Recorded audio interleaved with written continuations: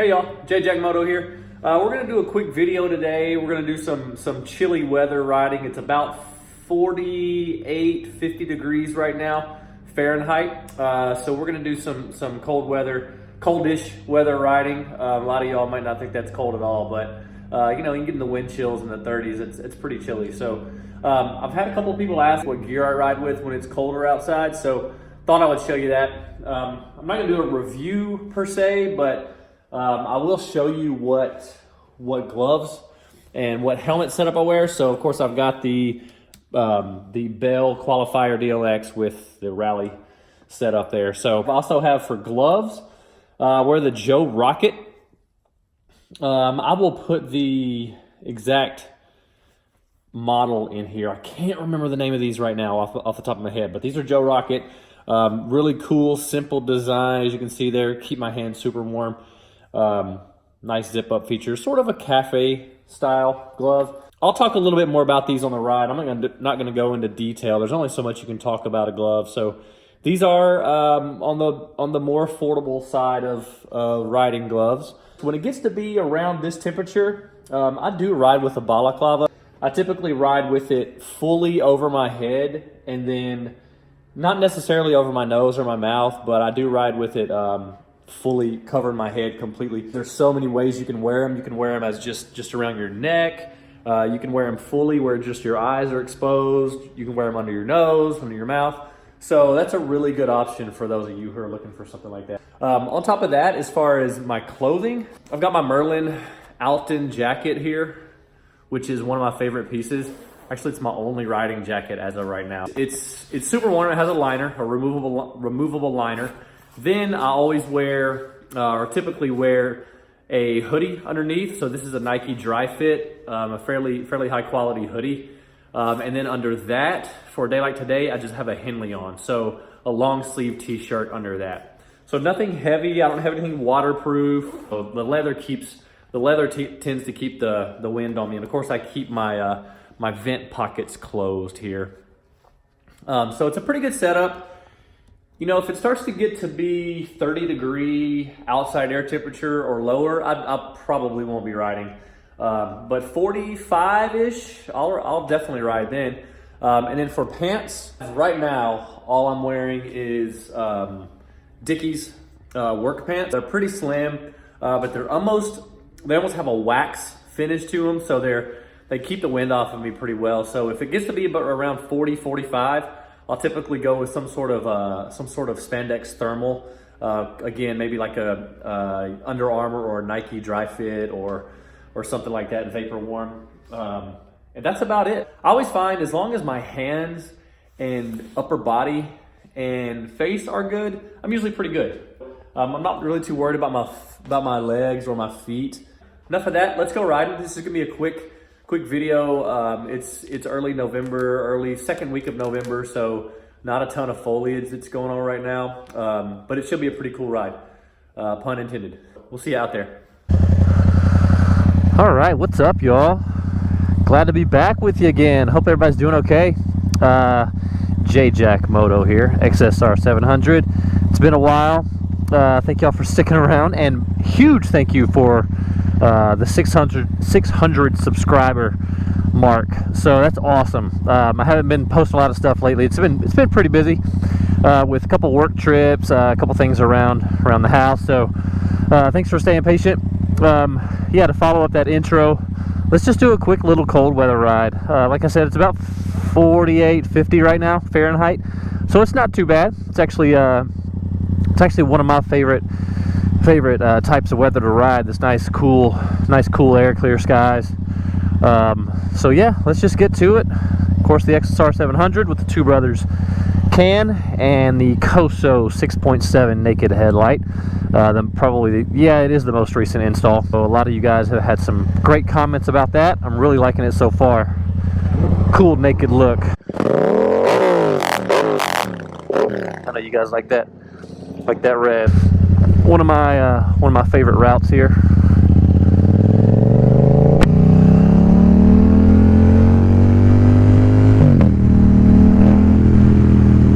I want to say these gloves, I know I mentioned in the intro there that I didn't couldn't remember the name of them. I think they're Joe Rocket Outrigger gloves, but I'll put a link to them in the description. So these are my favorite cold weather riding gloves. They're not necessarily waterproof. I believe they're slightly water resistant, but they are not waterproof. They're under $100, and I really like the look of them. They're super simple style-wise. They have a nice, nice long cuff length, so they come up over and they cover my leather jacket cuff quite nicely. So I really like this glove. Mild knuckle protection, so you're not going to get anything crazy. Nice stitching in the palm. These are 2XLs. They give me nice access to my controls here. So make sure you do the size chart if you're going to order these. Make sure you look at Joe Rocket's size chart and do the measuring on there.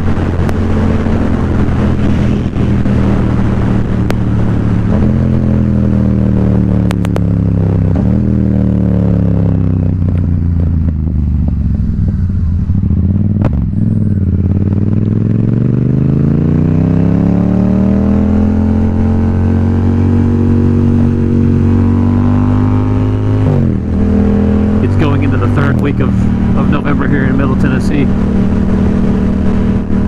This last week it got, and this is just typical Tennessee weather. It was about 2 weeks ago, it was nice 50s, 60s, and then this last week it got into, I think the low on Tuesday, the high on Tuesday was 29. Got into the low teens as a low, and then today it's, I think right now it's right at 50. So pretty good temperatures.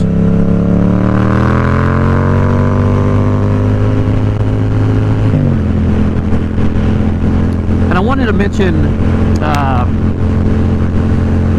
something real quick. One of the most common questions across all of my videos is about the exhaust and if I've done any fuel modding. So if I've done any tuning, or if I had to get a power commander. If you've watched my most recent videos, I do have the booster plug, which is just a small device that basically tricks your computer into thinking it's a lower temperature, so it will increase the fuel.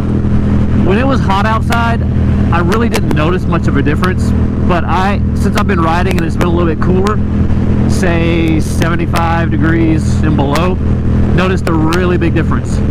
So you can take that for what it's worth. It's a nice piece of kit for a low price if you're looking into doing some entry-level fuel modding for your bike. I've had this system on here basically since I bought this bike over a year and a half ago, so no problems whatsoever. Puts out great power.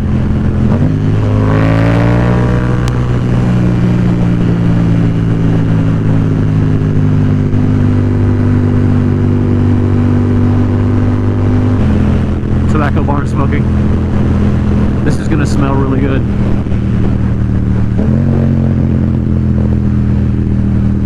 Oh yeah. Wish y'all could smell that.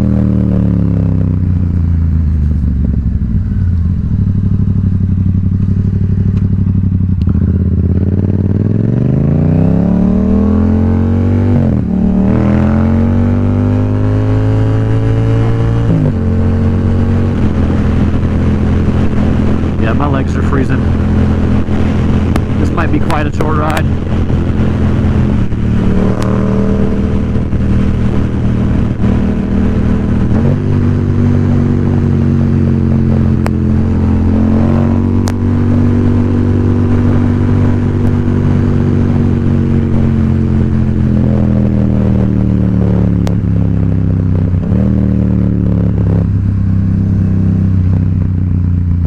One of my favorite little stretches of road here.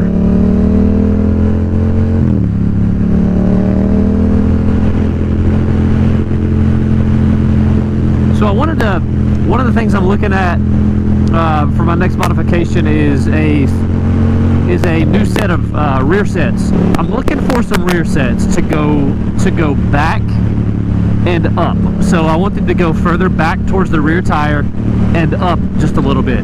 So if you guys have any good suggestions, I know there's some out there for around the $300 to $400 range, but if you have some other suggestions that you have a good experience with, let me know, because I really want to go with the more sport look and sport feel that I'm going for.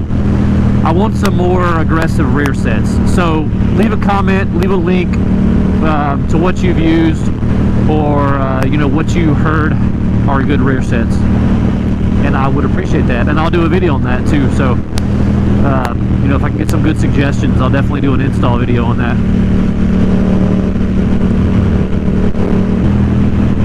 Yeah, this balaclava is doing work right now, keeping that wind off my chin and face and neck.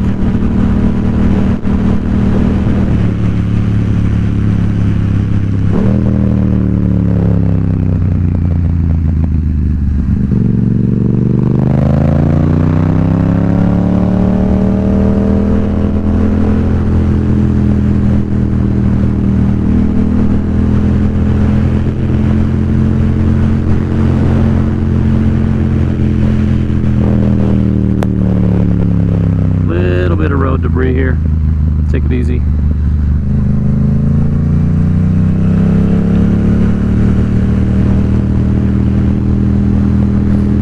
Said it once, I'll say it again. This time of year, you've got to watch out for deer and turkey.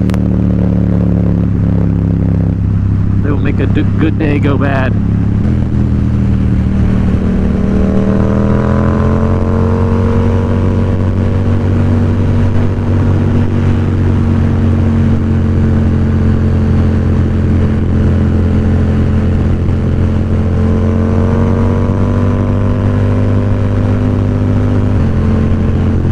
My legs are basically, they're totally numb right now.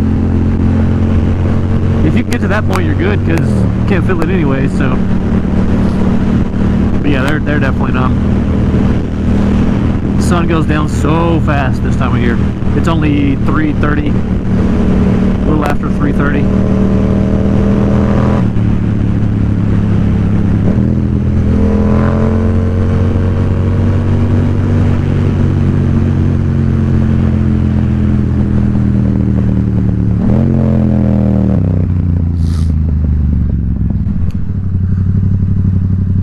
I'll try to limit my sniffles.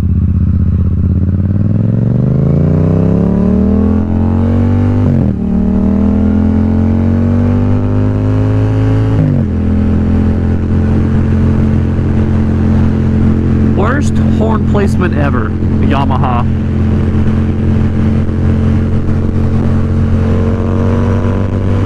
That was random, but I always think about why do they put this horn? I mean, it's muscle memory once you figure out where it is, but it's such a weird spot to put it. I mean, I guess, you know, maybe it's not, whatever.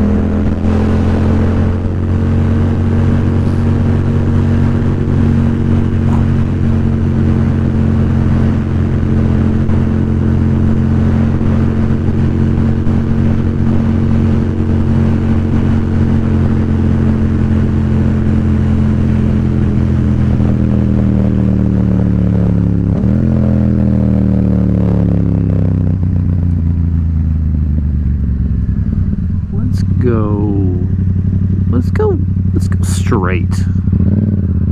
I don't go this way very much. Let's go this way.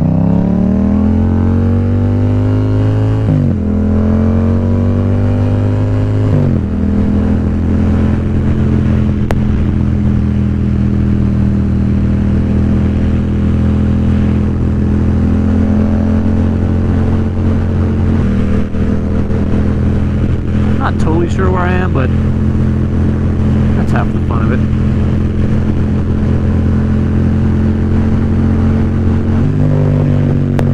Okay, I know where I am now. Oh, that came fast.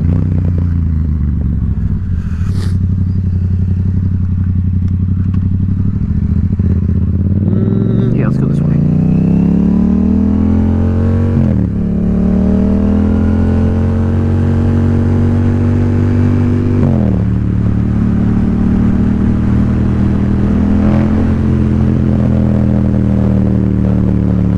Notice, if you're still hanging with me and haven't got bored by now, you'll notice on my downshifts and my decelerations, engine braking, that there's hardly any popping going on with the exhaust. So whether you want to call it backfiring or whatever, but that's caused by proper fueling. So previously, before the booster plug, this system did cause quite a bit of popping, so that's pretty evident that it's at least doing something with the fueling, if that makes sense. I hope it does.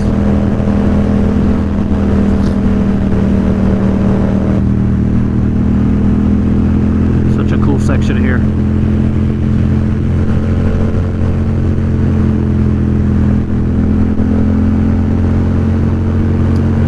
Alright, y'all, I'm going to go ahead and end this. Thank y'all again so much for the 600 subscriber count. That's awesome. Even with the lack of, I don't really have that many videos, but I've had really good response from the ones that I have had. And I'm, you know, they're not the greatest production quality, they're not the greatest content, but I hope you're getting something out of them, whether it's just, you know, putting it on just for the sound and the visuals. So, you know, let me know what you might want to hear from the next few videos. Whether you want me to try to do some bike reviews, or you know, maybe some small add-ons, some more mods. Let me know what you think, and I will try to get to those, or any topics that you want me to discuss. That's free, so that's always a good thing to discuss, or to cover. It's just me talking. So anyways, yeah, thank y'all again for watching. Stay safe out there, keep your head on the swivel, and we'll see you next time.